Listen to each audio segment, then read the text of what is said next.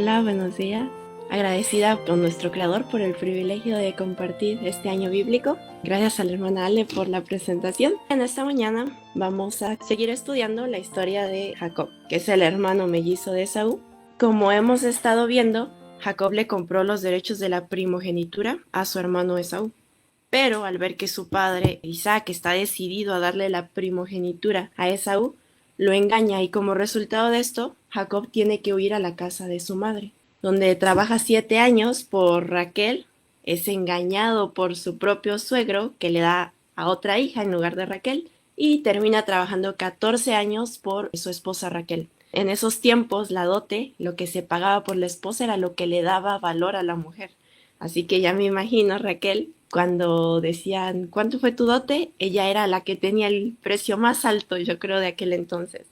Y después de haber estado más de 20 años con su tío Labán, Jacob es instruido por un ángel para que vuelva a la casa de su padre Isaac. El día de ayer veíamos que tomó todas sus posesiones y salió sin avisarle a su tío. Este, que también es su suegro, lo persigue para recuperar a sus hijas y todo lo que Jacob tiene, porque él dice que eso es suyo, a pesar de que Jacob había pagado por todo eso. Dios no le permite a Labán que le haga daño a Jacob, y ahora Jacob está continuando su viaje a la tierra de Canaán. Ya no le tiene miedo a su suegro. El miedo actual de Jacob es su hermano Esaú. ¿Cumplirá Esaú las amenazas que le hizo hace más de 20 años? Aunque está volviendo en obediencia a la instrucción que Dios le dio, Jacob vuelve con mucho temor. Y vamos a comenzar a leer el capítulo de hoy. Capítulo 32. Cuando Jacob emprendió nuevamente su viaje, llegaron ángeles de Dios a encontrarse con él. En este viaje, Jacob está transitando por el mismo camino que había pasado cuando estaba huyendo de su hermano.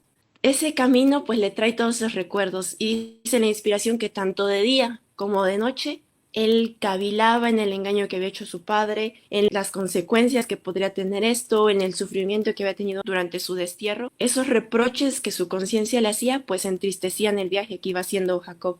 Cuando aparece en las colinas de su patria, se llena de sentimientos encontrados.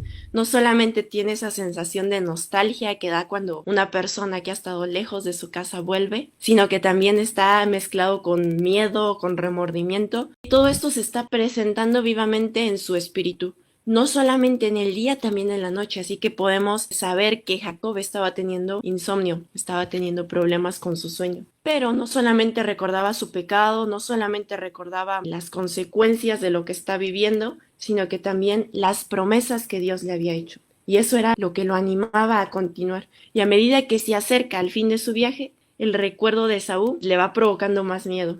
Esaú podía hacerle mucho daño y no solamente a él, sino también ahora a su familia. Es por esto que el Señor le da otra señal a Jacob del cuidado divino, porque está totalmente apesadumbrado, está en mucho estrés, tanto mental como físico. Mientras viaja hacia el sur, cuando va pasando por el monte de Galaad, le aparecieron 2 ejércitos de ángeles celestiales. Eran tan grandes los ejércitos que aunque uno iba delante y el otro atrás, alcanzaban a rodear todo el campamento. Al verlos, Jacob exclamó: Este es el campamento de Dios. Por eso llamaron a aquel lugar Mahanaim. El renombrar lugares era como que una costumbre muy peculiar de la familia de Jacob. Cuando pasaban por algún lugar, ocurría un evento, renombraban ese lugar y le ponían un nombre que cuando lo mencionaran recordara el evento que había pasado en ese lugar. Así que, como lo hemos estado viendo, no solamente los nombres de las personas contaban una historia, contaban su pasado, contaban su carácter, sino que también los nombres de los lugares decían mucho, contaban una historia. Y me impactó que esos nombres que ponían los patriarcas no se quedaban solo para ellos. Muchos años más tarde todavía existen los nombres de esos lugares, o sea, en la Biblia podemos encontrar en tiempos del rey David, Mahanaim, podemos encontrar Betel, o sea, esos nombres se le quedaron por muchísimo tiempo a esos lugares. En este caso, el nombre de Mahanaim significa doble campamento de Dios. Y ahí en el mapa pues podemos ver dónde era Mahanaim. Esta señal de parte de Dios para darle seguridad a su temoroso siervo le recuerda la visión que había tenido en Betel hace mucho tiempo, cuando está huyendo. Ese corazón oprimido que tiene Jacob se alivia. Él tiene ahora una prueba de que Dios lo sigue cuidando, de que así como lo cuidó de ida en su huida, lo va a cuidar ahora que está volviendo. Entonces Jacob envió mensajeros por delante a su hermano Esaú, quien vivía en la región de Seir, en la tierra de Edom, y les dijo: Den este mensaje a mi señor Esaú. Humildes saludos de tu siervo Jacob. Hasta el momento, estuve viviendo con el tío Labán. Edom es el lugar donde Esaú está viviendo y donde vive por muchos años con su descendencia. Edom es un lugar y es una palabra hebrea que significa rojo. Era el apodo de Esaú. No solamente era apodado rojo porque nació todo pelirrojo, todo su cabello era rojo, pero también porque vendió su primogenitura a su hermano Jacob por un guiso de lentejas rojo. Y Seir es la región central o la región más importante de Edom y significa peludo. Así que cuando decían vamos a Seir en Edom, pues decían vamos a ver al peludo que es rojo. Y esto es porque cuando Esaú nace, no solamente es todo pelirrojo, sino que también tiene muchísimo vello. Al punto de que cuando sus padres lo ven, lo comparan con una pelliza de un animal, o sea, con la cantidad de pelo que tiene un animalito, de tanto pelo que tenía. Entonces el mensaje que Jacob manda por medio de sus siervos demuestra el carácter de Jacob. A pesar de que Jacob recibió la bendición de su padre de que él se enseñorearía sobre todos los hermanos, o sea, sobre Esaú, Jacob no toma ese título, le correspondía. De hecho, antes de que nazca, el ángel dijo que Jacob iba a ser señor de su hermano mayor. Pero aún así, Jacob se humilla y le dice: tú eres el Señor y yo soy tu siervo. Aquí vemos el ministerio de la reconciliación actuando en Jacob. Porque a pesar de que Jacob no le hizo ningún daño a Esaú, la Biblia nos dice que Esaú le vendió la primogenitura y todo lo que ella conllevaba, tanto las responsabilidades, las obligaciones, como los beneficios, y esto lo hace en plena conciencia, hasta sella la venta con un juramento. Y aún dice la inspiración que cuando le vendió Esaú la primogenitura a Jacob, él sintió un gran alivio. Se vio librado de las restricciones que tenía el ser el hijo primogénito. Así que el único agravio que Jacob hace, pues es a su padre, porque a su padre sí que lo engaña para poder recibir la bendición. Pero a su hermano pues simplemente estaban cumpliendo el trato que se había hecho. Pero aún así, Jacob se humilla y busca la reconciliación con su hermano. Y el mensaje que le envía a Esaú continúa. Y ahora soy dueño de ganado, burros, rebaños de ovejas y de cabras, y muchos siervos, tanto varones como mujeres. He enviado a estos mensajeros por delante para informar a mi señor de mi llegada, con la esperanza de que me recibas con bondad. Nosotros sabemos que la primogenitura constaba de 3 cosas: una doble porción de la herencia. Por ejemplo, si eran 2 hermanos, como es el caso de Jacob y de Esaú, la herencia se divide entre 3. 2 porciones le tocan al hermano que tiene la primogenitura y solo una porción para el otro hermano. Lo segundo que conllevaba la primogenitura era la simiente prometida, o sea que de la familia del primogénito iban a ser el Mesías. Y eso era el anhelo de todo joven, que de su hijo fuera el Mesías, y de toda mujer. Por eso es que anhelaban tanto tener hijos las mujeres, porque mientras más hijos tuvieran, más probabilidades había de que de ellas naciera el Salvador del mundo. Y la tercera es que este hombre, el primogénito, era el sacerdote o jefe en la familia, el jefe espiritual. Cuando el padre faltara, quien iba a hacer los sacrificios para toda la familia era el primogénito. Hasta ese momento, Esaú se había considerado el único heredero de toda la herencia del padre, porque cuando Jacob huye, se fue sin nada, fue con las manos vacías. Entonces, ahora podría estar volviendo con las manos vacías, del mismo modo como se fue, y venir a reclamar la herencia que le correspondía, no solo como hermano, sino también una doble porción como dueño de la primogenitura. Entonces al Jacob decirle a su hermano que tiene todo lo que necesita, que es rico, que tiene ovejas, ganado, no lo está diciendo con presunción para decirle mira, me fue bien, sino lo está diciendo para darle a Saúl la seguridad de que no está volviendo por la herencia. Y Jacob le dice a un versículo: le informo a mi señor mi llegada. Y eso es humillarse mucho, porque es ponerse debajo de la otra persona. O sea, tú tienes la autoridad, yo te voy a informar, yo estoy bajo tu mano, te voy a decir lo que estoy haciendo, cómo lo estoy haciendo. Quiero hallar gracia en tus ojos. Quiero que me recibas con bondad. Después de transmitir el mensaje, los mensajeros regresaron y le informaron a Jacob. Nos encontramos con su hermano Esaú y ya viene en camino a su encuentro, con un ejército de 400 hombres. Jacob quedó aterrado con la noticia. Al regreso, los mensajeros no le traen respuesta al mensaje. Simplemente traen una amenaza de parte de Esaú. Y aquí es cuando Jacob confirma lo que hasta ese momento habían sido sospechas. Esaú nunca se suavizó. Por más de 20 años guardó el rencor, al punto de que Rebeca, que es la madre de Jacob y de Esaú, cuando se despide por última vez de Jacob, le dice, mira, cuando el enojo se le pase a tu hermano, yo te voy a hacer volver de Padán Aram. Pero Rebeca pasa al descanso sin poder cumplirle esa promesa a Jacob. ¿Por qué? Porque cuando ella se muere, aún Esaú tiene el odio, la venganza, el deseo de matar a su hermano. Y pienso que este problema es el que provoca la muerte prematura de Rebeca, ya que el que estaba en cama, ciego, sin poder hacer sus cosas y que está a punto de morir es Isaac. Por el contrario, Rebeca está bien activa, cocinando, vistiendo a Jacob, escuchando pláticas, pero esa presión, esa preocupación por su hijo favorito apresuró sus pasos a la tumba. ¿Cuántas personas actualmente viven o capaz hemos vivido o estamos viviendo con esos sentimientos autodestructivos?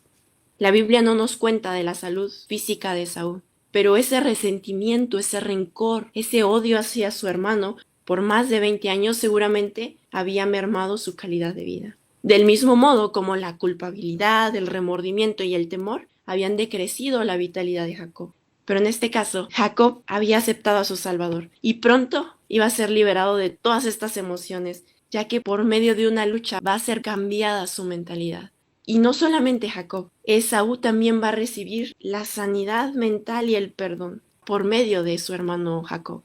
Queda en nuestra decisión actualmente permitir que Cristo sane esas heridas y que por nuestro medio, por nuestra humillación, alcanzar a aquellos a quienes nos han dañado y no continuar con la autodestrucción. Está en nuestras manos.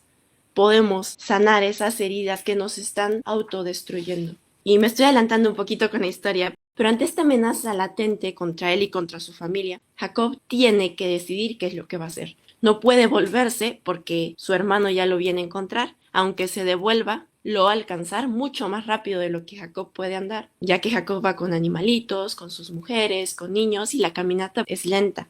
Pero el avanzar también lo llena de miedo. Y este terror de la amenaza de Esaú pues se difunde por todo el campamento. Son siervos, son hombres que están desarmados, desamparados y no tienen preparación para un encuentro hostil. Entonces separó a los miembros de su casa en 2 grupos y también a los rebaños, a las manadas y a los camellos, pues pensó, Si Esaú encuentra a uno de los grupos y lo ataca, quizá el otro grupo pueda escapar. Una vez que Jacob divide el campamento, se dirige a su único auxilio. Oró a Dios. Y las oraciones en la Biblia son muy importantes, ya que son oraciones que Dios aprueba y que en muchos casos, si no es que en todos, han recibido respuesta de parte del Creador del universo. Así que podemos confiar que si seguimos los pasos en nuestras oraciones que están en las oraciones bíblicas, también recibirán respuesta. Así que vamos a ver los pasos que sigue Jacob en esta oración. Y son 7. Vamos a leerla. entonces Jacob oró. Oh Dios de mi abuelo Abraham y Dios de mi padre Isaac. Oh Señor, tú me dijiste, regresa a tu tierra y a tus parientes, y me prometiste, te trataré con bondad. Lo primero a resaltar en esta oración de Jacob es a quién le habló Jacob, a qué Dios le habló. Jacob tiene la certeza y el conocimiento de a quién le está hablando. No le está hablando a un Dios desconocido, a un Dios que no tiene idea quién sea. Él sabe quién es y le puede decir, mira, eres el Dios de mi abuelito Abraham, eres el Dios de mi padre Isaac, pero también eres mi Dios porque has hablado conmigo, yo te conozco, sé quién eres. Y si nosotros queremos hacer oraciones poderosas, oraciones con respuesta que muevan el brazo del omnipotente, del soberano del universo, necesitamos conocer a quién le estamos hablando.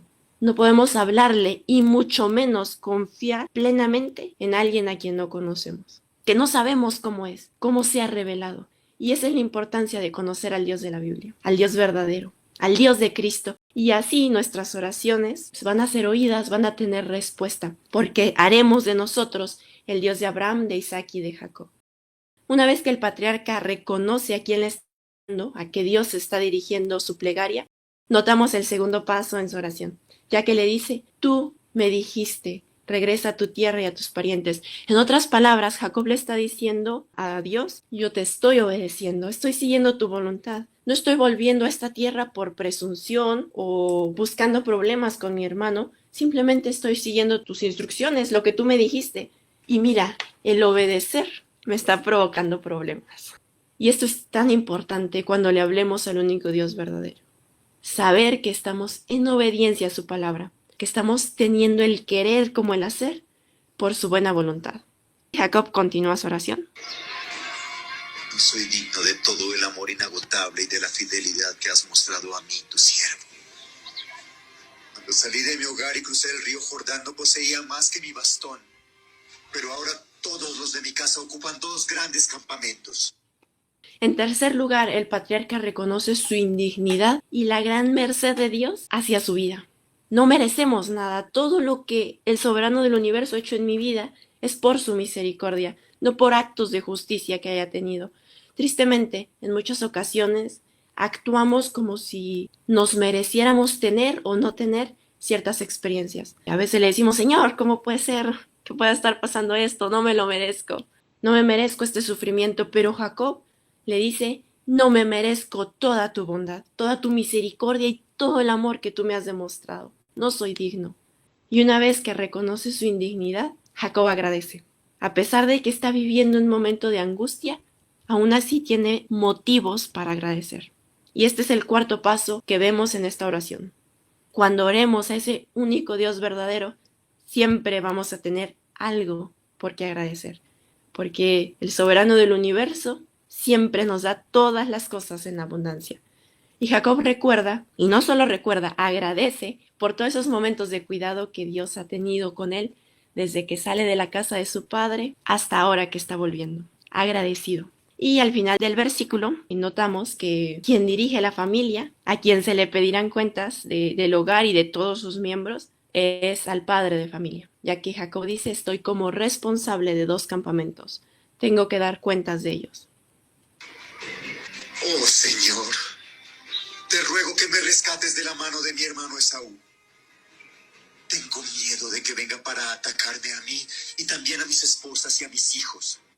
El número 5 en esta oración es que ahora sí Jacob hace su petición, hace su pedido al Dios omnipotente. ¿Cuántas veces comenzamos nuestra oración haciendo nuestros pedidos y a veces ni siquiera sin saber a quién se lo estamos pidiendo, sin conocerlo? Pero Jacob, antes de hacer su petición, él agradece, él se humilla. Mientras hace su petición, notamos que Jacob es sincero. Y este sería el sexto paso, tener sinceridad a la hora de hablar con nuestro Creador. Jacob le dice, le temo a mi hermano. No encubre sus sentimientos, no es hipócrita. Le cuenta tal como lo está sintiendo, como lo está viviendo, y de ese modo demuestra su incapacidad. No puedo, yo le temo a mi hermano. ¿Cuántas veces en nuestras oraciones usamos de hipocresía y queremos como que ocultar nuestros verdaderos sentimientos, que no estamos sintiendo así como lo estamos sintiendo? Y es importante la sinceridad. Esas oraciones sinceras donde abrimos nuestro corazón a Dios son las que abren las ventanas de los cielos. Y el patriarca reconoce que su mayor preocupación no es su vida, es la vida de sus esposas, de sus hijos. Esta petición no la hace para sí mismo, la hace por su familia, por el campamento que ha sido puesto bajo su protección. Y el paso número 7 lo encontramos en el versículo 12. Pero tú me prometiste.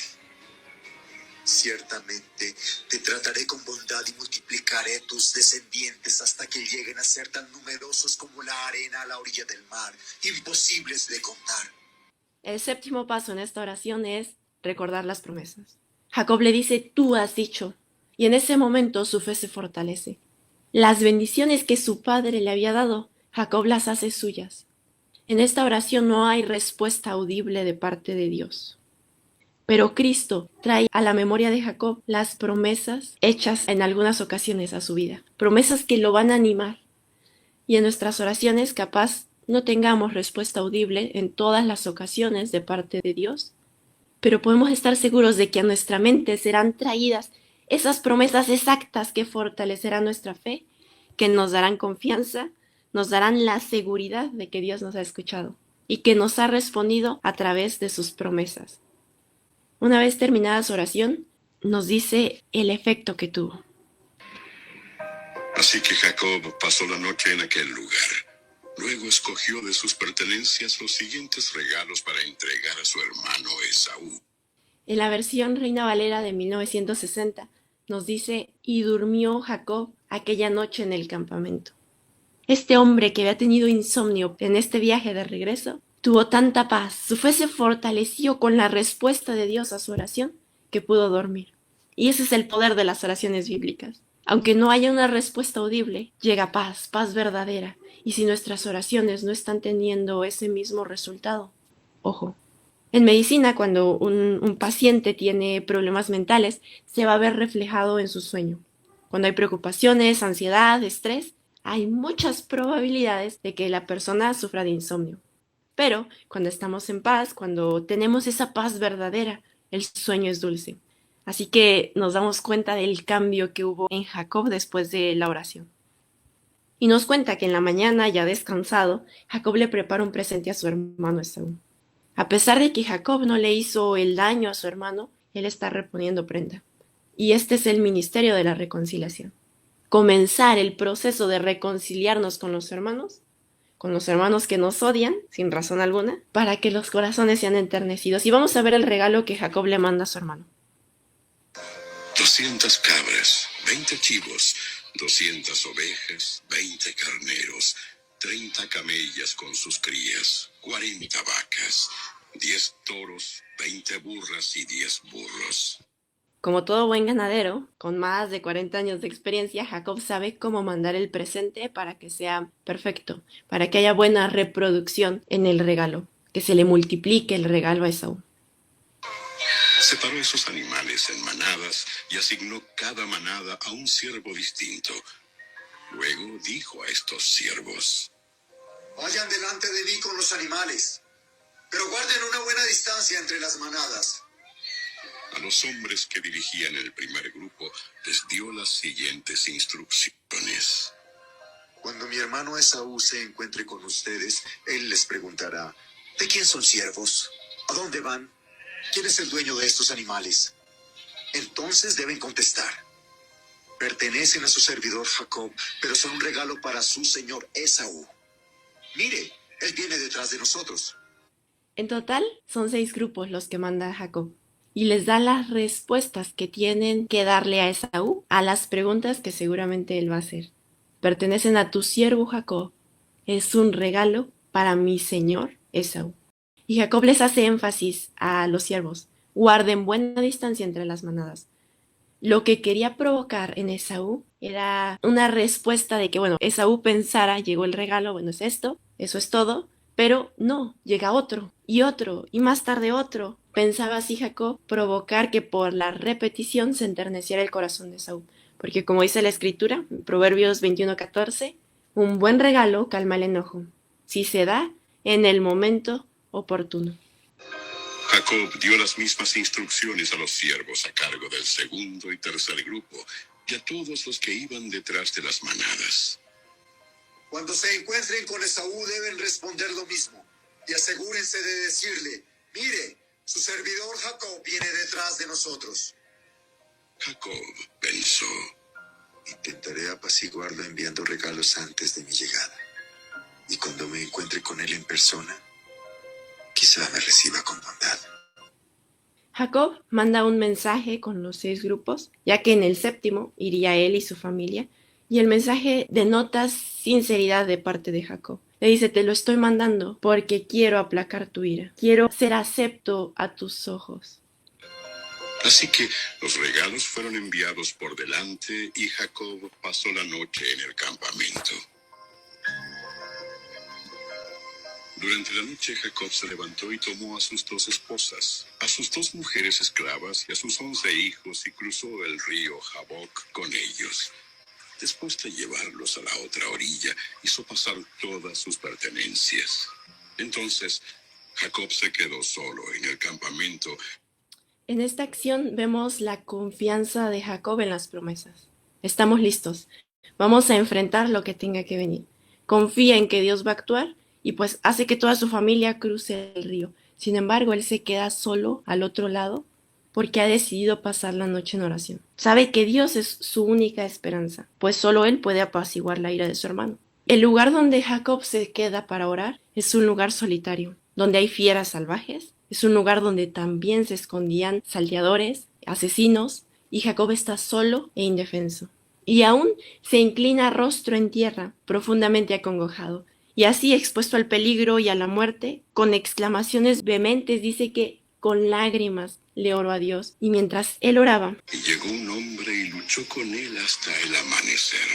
era la medianoche. De pronto Jacob sintió una mano fuerte sobre él y piensa que es un enemigo que atenta contra su vida. Entonces, con toda la adrenalina del momento, trata de librarse de las manos de su agresor. Y en las tinieblas los dos luchan por predominar. En toda esta pelea dice la inspiración que no se escuchó ni una sola palabra. Pero Jacob desplegó todas sus energías y ni por un momento cejó en sus esfuerzos. Sabía que si dejaba de luchar, moriría en manos del agresor desconocido. Sabemos por la escritura que Jacob era un hombre muy fuerte. Desde su gestación había dado pruebas de esa fortaleza, ya que en el vientre de su madre peleaban entre ellos, Jacob y Esaú, al punto de que la madre ya no soportaba tanto movimiento. Cuando Jacob nace, tiene ya la tenacidad de a su hermano sujetarlo del talón y salir con la manita bien apretada sobre el talón de su hermano. Toda su vida él ha trabajado en el campo, es un hombre fuerte. De hecho, en una ocasión, cuando llega a Padán Aram, Jacob quita la boca del pozo, que era una piedra que se necesitaban varios hombres para poder moverla, le da de beber a las ovejas de su tío Labán y vuelve y coloca la piedra en el pozo. O sea que Jacob tenía una fuerza comparable a la de varios hombres juntos. Y así, mientras luchaba por su vida, el sentimiento de culpa, todos sus pecados iban surgiendo en su mente. Y esto era para alejarlo de Dios. Satanás estaba ahí para desmoralecerlo, tanto mental como emocionalmente, espiritualmente. Pero aún de tener esta terrible aflicción, recordaba esas promesas del Señor y en el fondo de su corazón exhalaba súplicas de misericordia. Esta lucha continúa hasta que está rayando el alba, hasta que está por amanecer. Así que podemos estar seguros de que por varias horas Jacob está luchando con todas sus fuerzas por su vida. Y aún así, ninguno logra vencer al otro. Cuando el hombre vio que no ganaría el combate, tocó la cadera de Jacob y la dislocó. Vemos a Cristo, que sabemos que ese hombre que desciende es Cristo en la humanidad. Y con esa fuerza de la humanidad, el ángel del pacto no puede vencer. Ya me imagino los pensamientos de Cristo, y este muchacho sí que es fuerte. Entonces utiliza la divinidad y toca el muslo de Jacob, dejándolo incapacitado en el acto. Esta dislocación de la cadera de Jacob le provoca un dolor intenso. Y en ese momento, Jacob comprende que no está con un enemigo, está luchando con su mejor amigo. Cristo solamente venía a interrumpir su oración para contestarla, venía para bendecirlo. Y veremos en el transcurso de la lectura de la Biblia que a Cristo le encanta interrumpir las oraciones. Él va a dar la respuesta. Cuando todavía están orando, le gusta al soberano del universo mandar la respuesta. Y la diferencia es que este joven, Jacob, tenía su sistema nervioso tan alterado que apenas sintió la mano, ya estaba de pie y luchando antes de escuchar una sola palabra. En este momento, Jacob deja de luchar y comprende el por qué sus esfuerzos casi sobrehumanos no le han dado la victoria. Y ahí, en lugar de luchar, se aferra a Cristo.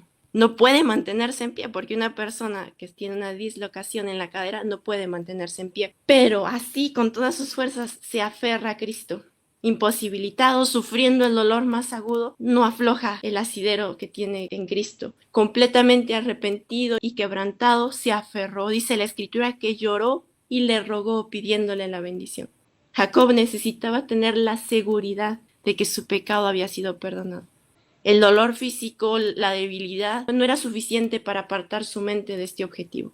Con fervor y perseverancia, su fe se intensificó hasta que recibió la bendición. Luego el hombre le dijo: Déjame ir, pues ya amanece. No te dejaré ir a menos que me bendigas. Cristo trata de librarse de Jacob, pero Jacob aún así no lo suelta. Le afirma que no lo va a dejar ir a menos que lo bendiga. Jacob no hace esta petición con arrogancia o con jactancia. Solo confía en que aquel que le ha prometido que lo va a bendecir, lo hará. Y cuando Cristo ve la perseverancia de su siervo angustiado, le dice: ¿Cómo te llamas? Jacob. Tu nombre ya no será Jacob.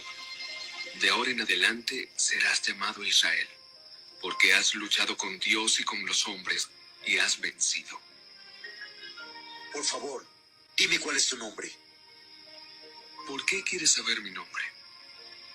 Entonces bendijo a Jacob allí. Y aquí volvemos a ver la importancia de los nombres.